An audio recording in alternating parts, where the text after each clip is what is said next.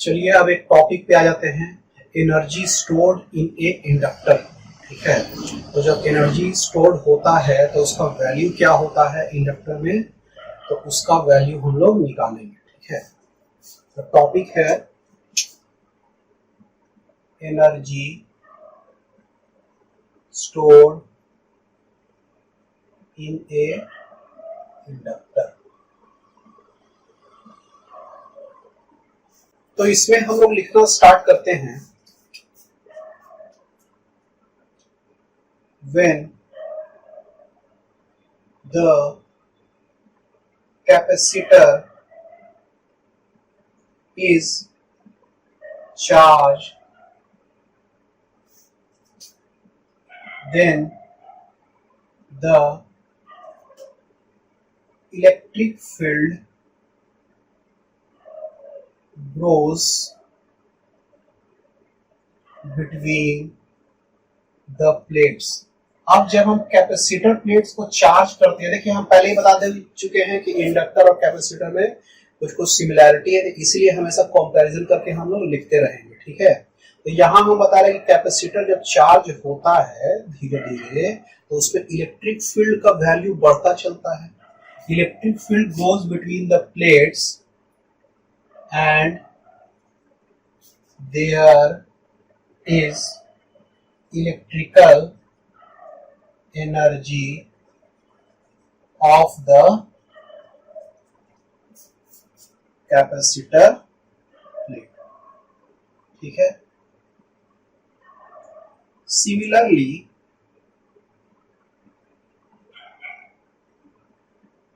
the magnetic field grows in the inductor। Electromagnetic field grows in the inductor and there is magnetic field energy of the inductor. ये energy of the inductor जो है ना, energy stored in inductor, यही magnetic field energy के बारे में हम लोग बात कर रहे हैं। जब इंडक्टर से करंट फ्लो करता है तो उसमें क्या होता है, मैग्नेटिक एनर्जी स्टोर्ड हो जाता है, मैग्नेटिक फील्ड एनर्जी उसमें स्टोर होता चलता है। इसका हम लोग फाइनली इक्वेशन निकालेंगे, तो अभी के लिए हम लोग ये समझ जाइए कि मैग्नेटिक फील्ड एनर्जी उसमें स्टोर होता है। लिखते हैं अब,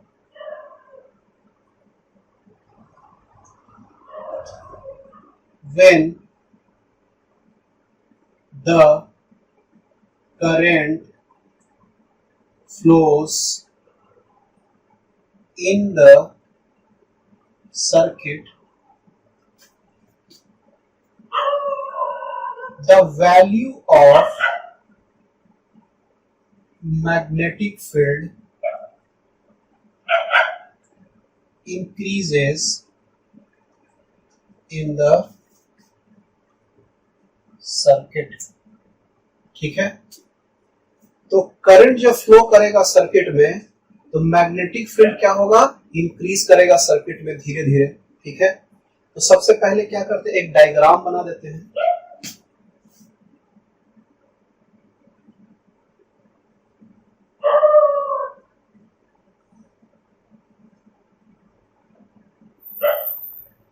एक स्विच बना दिए थे,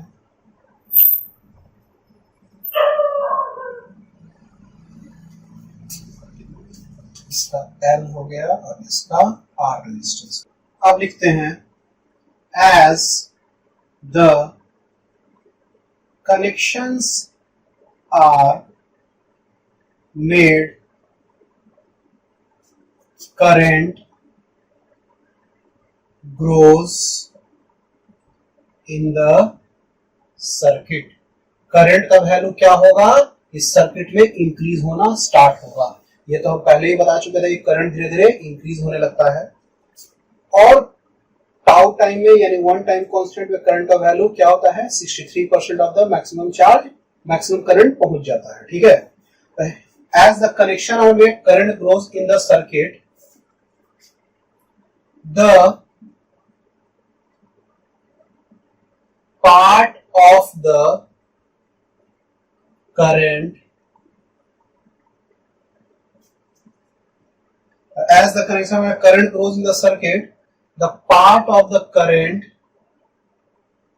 increases, the part of the current is stored as the magnetic field energy, and the rest energy appears as thermal energy of the resistor. Thermal energy of the resistor, ठीक है। तो यहाँ पे कहने का मतलब क्या हो रहा है ना, कि जो इंडक्टर में करंट का वैल्यू धीरे धीरे बढ़ रहा है तो उसमें एनर्जी स्टोर्ड हो रहा है धीरे धीरे, और रजिस्टर में क्या हो रहा है कि हीट निकल रहा है थर्मल एनर्जी के फॉर्म में। तो एनर्जी इस तरह से दो भाग में बढ़ जा रहा है। After certain time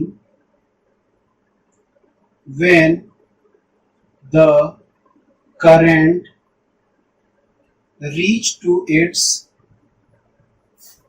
maximum value, then the energy of the inductor, the magnetic field energy in inductor लिख लीजिएगा इसको, value then the energy of the inductor become constant and all energy appears as the thermal energy of the resistor according to Joule's law of heating, ठीक है। तो joules law of heating के आधार पर क्या होता है कि जो भी एनर्जी है, अब तो इसमें करंट का वैल्यू बढ़ेगा नहीं, तो एनर्जी तो इंडक्टर का बढ़ेगा नहीं, तो जो भी अब करंट जाएगा वो पूरा का पूरा थर्मल एनर्जी के फॉर्म में रजिस्टर से निकल जाएगा, ठीक है। यहां तक बात समझ में आ रहा है, ठीक है। यहां समझ में आ रहा है तो इसको यहां तक उतारिए। अब चलिए इसका इक्वेशन लिखना स्टार्ट करेंगे। तो पहले इसको क्या करते हैं, हम लोग मिटा देते हैं। लिखते हैं ये L हो गया इसका सेल्फ इंडक्टेंस का वैल्यू। अब लिखते हैं the according to Kirchhoff's loop law E minus L D I by D T is equal to R I, ऐसा हो जाएगा आर आई। अब देखिए इसको करते हैं आई डी टी से, सबको मल्टीप्लाई कर देते हैं, multiplying all by I D T, then we get E I D T minus L I D I is equal to R I square D I, ऐसा हो जाएगा। अब क्या होगा, integrating the above equation we get e I dt is equal to L I di plus इसका integration are I square D आई, इसका भी integration, sorry इसमें dt से मल्टीप्लाई करना है ना, dt से मल्टीप्लाई करना है, इसको dt से मल्टीप्लाई कीजिए और इसको भी dt से मल्टीप्लाई कर दिया। L I D T R I square D T. ठीक है, अब देखिए in left hand side we have integration of E I D T. Here I D T is the total charge flowing in t time। ठीक है, इसको भी 0 से t कर देंगे, इसको भी 0 से t कर देंगे, इसको भी 0 से t कर देते हैं, तो t टाइम में आई डी टी क्या हो जाएगा, उतना चार्ज फ्लो करेगा। ताकि I इज इक्वल टू क्या होता है, D Q by D T. ऐसे लिख दीजिएगा, I is equal to D Q by D T होता है। तो क्या हो जाएगा, D Q is equal to I D T, यानी कि integration of D Q is equal to integration of I D T. ठीक है, तो आई डी टी हो गया, तो उसका इंटीग्रेशन कर दिया 0 से t टाइम पर। ठीक है, इसको ब्रैकेट में डाल दीजिएगा। सो ई आई, ऐसे इसको निकाल देते हैं बाहर। So E integration of I D T is the work done by the battery in T time. देखिए ई क्या है, पोटेंशियल डिफरेंस है। पोटेंशियल डिफरेंस के साथ चार्ज को मल्टीप्लाई कर देंगे तो आपका क्या निकल जाएगा, वर्क डन निकल जाएगा। ये क्या निकल गया, आपका वर्क डन निकल गया टी टाइम में। ये जो बैटरी जितना चार्ज दे रहा है ना इस सर्किट में, वो वर्क डन टोटल निकल गया। तो E I D T is the work done by the battery in T time. ठीक है, इतना आपका वर्क डन निकल गया। अब हम लोग लिखते हैं in right hand side of the equation we have, right hand side of the equation मेरे पास क्या है, एल आई डी टी और R I square D T. तो एल आई डी टी जो आपका है ना, इसको हम लोग कर देते हैं, सॉरी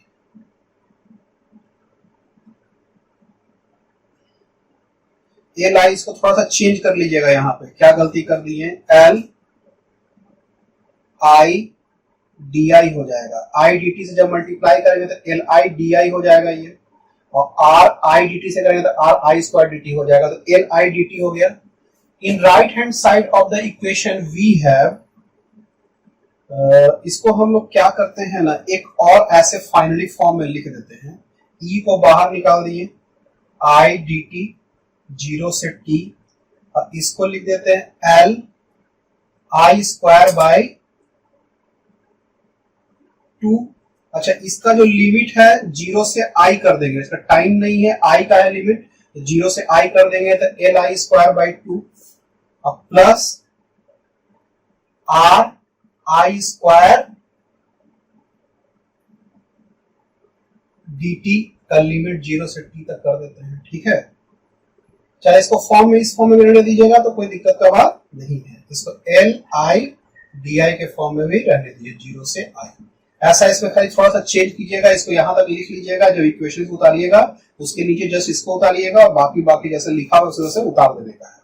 अब राइट हैंड साइड में मेरे पास क्या है, we have L I D I. ठीक है, which is the energy stored in the inductor, and r I square dt 0 से t is the thermal energy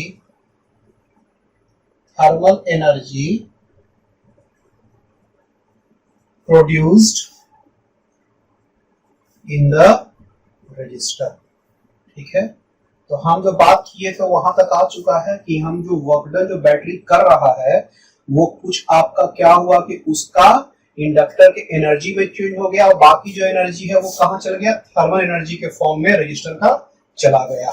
ठीक है, ये हम thermal energy of the resistor हम कैसे समझे, हम ऐसे समझे कि power is equal to I square R होता है, थर्मल एनर्जी जो प्रोड्यूस होता है जूल्स लॉ ऑफ हीटिंग के आधार पर power is equal to I square R होता है। तो ये जितना जो हीट प्रोड्यूस हुआ है, heat energy per unit second आपका क्या हो गया, पावर हो गया। तो इसको dt से मल्टीप्लाई कर देंगे तो ये पूरा का पूरा थर्मल एनर्जी निकल जाएगा। ये इंडक्टर का एनर्जी कैसे समझेगा कि इसमें L लगा हुआ है, तो ये इंडक्टर के एनर्जी के फॉर्म में एनर्जी स्टोर हो जाएगा। यानी कि जो एनर्जी इसको मिल रहा है यहां से चार्ज यहाँ पहुंच रहा है एनर्जी के फॉर्म में, तो कुछ एनर्जी इसमें स्टोर हो जा रहा है, कुछ एनर्जी थर्मल एनर्जी में चला जा रहा है। ठीक है, यहां तक बात समझ में आ रहा है।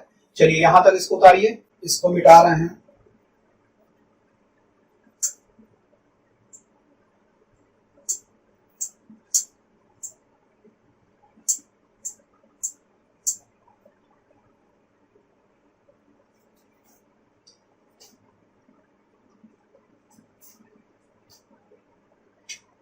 अब लिखते हैं after the sufficient time t when the current I is nearly constant and of maximum value, then the energy of the inductor will be LI/DI, 0 से I, ये क्या हो जाएगा LI square by 2, 1/2 LI square.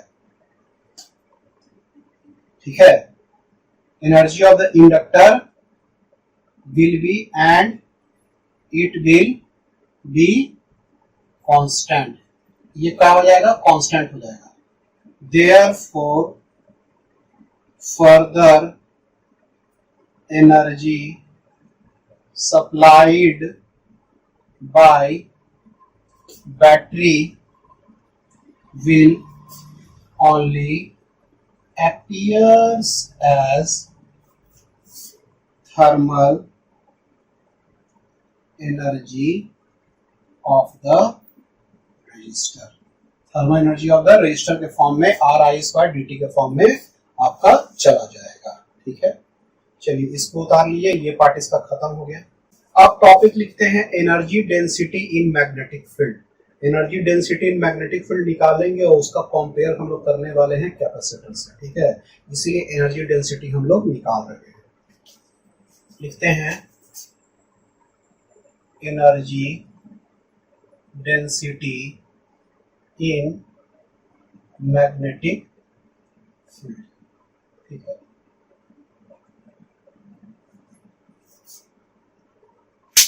अब लिखते हैं हम लोग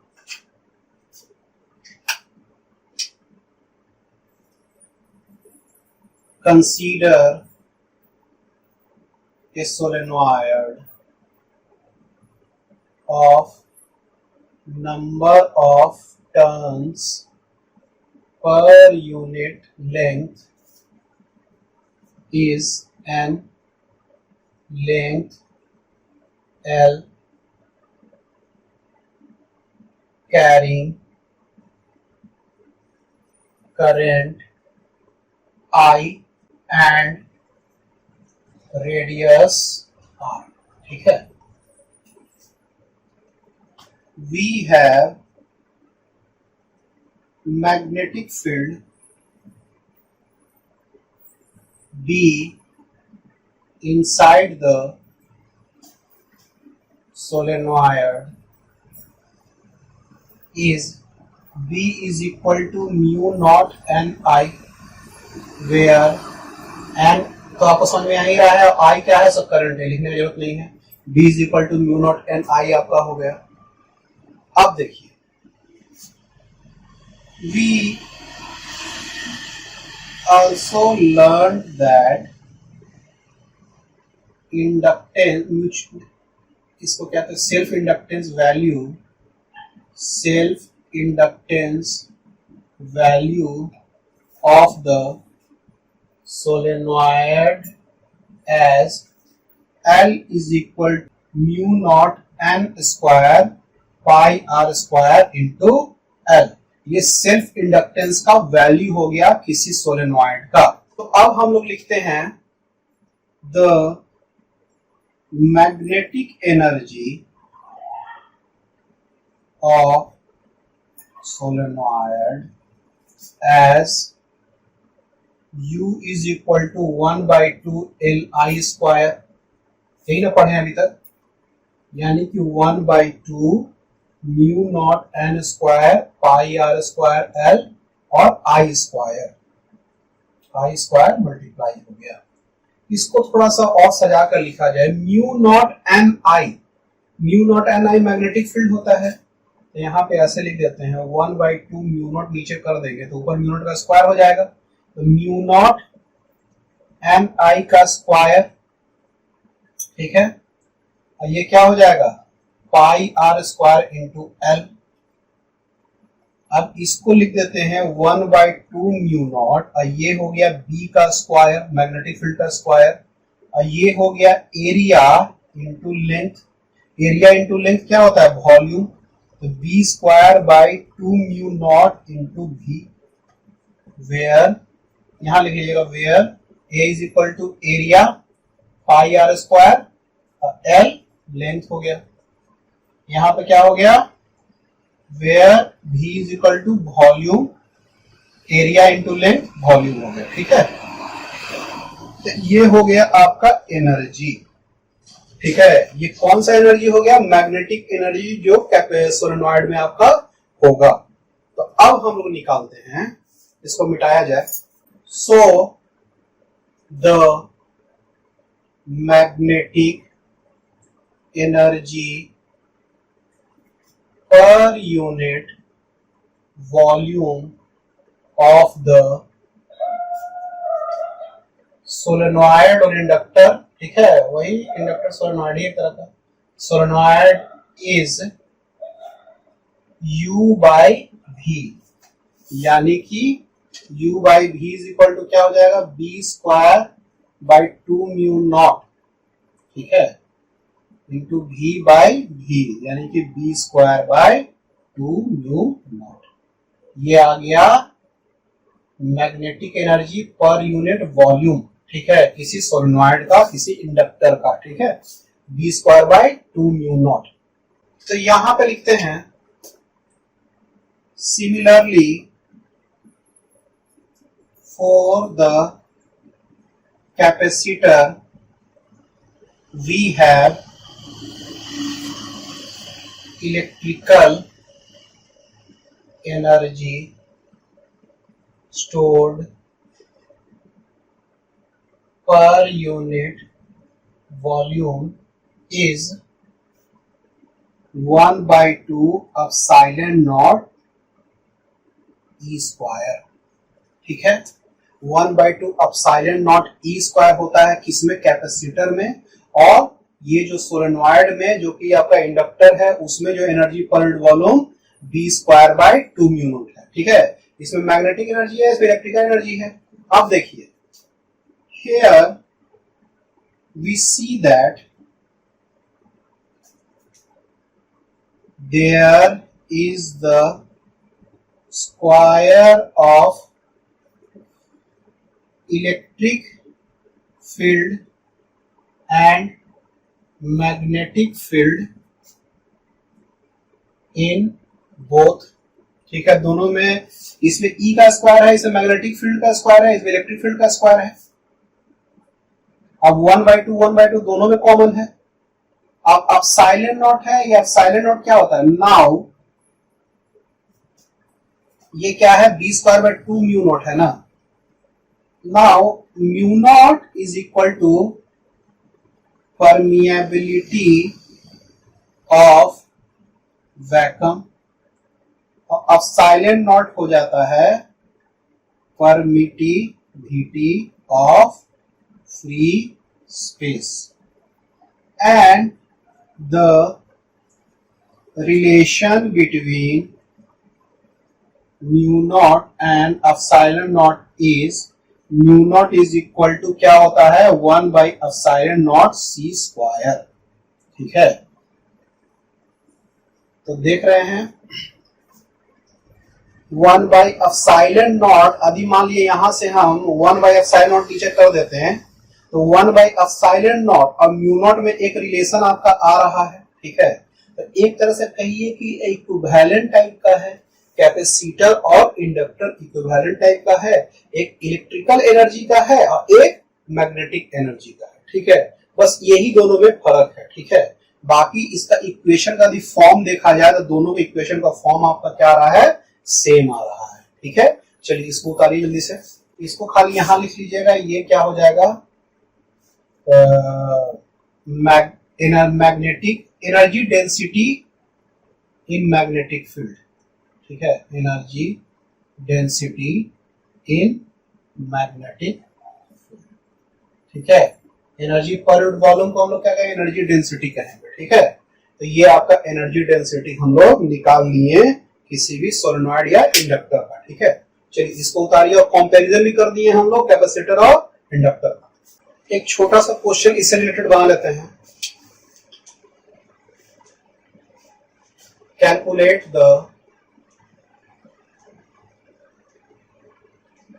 energy stored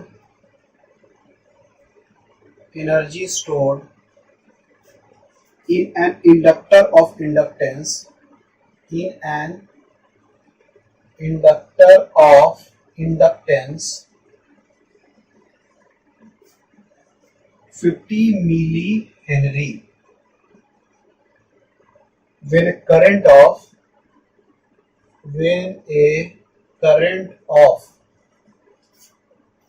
2 ampere is passed through it. 2 ampere is passed through it.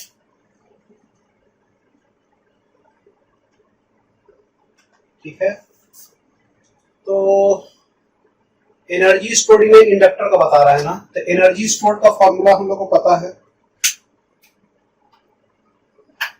Energy stored का फॉर्मूला क्या है, energy stored U is equal to 1/2 Li square, L क्या है, सिर्फ इंडक्टेंस का वैल्यू, इसका 1/2 L यानी कि 50 इंटू 10⁻³ L I का स्क्वायर यानी कि 2 का स्क्वायर, ये कितना हो जाएगा 25 गुना 4 यानी कि 100 इंटू 10⁻³ जूल, यानी कि 0.1 जूल इसका आंसर हो जाएगा। यानी कि टोटल एनर्जी स्टोर्ड U बराबर 0.1 जूल, ठीक है, ये इसका आंसर हो गया। बहुत ही आसान था।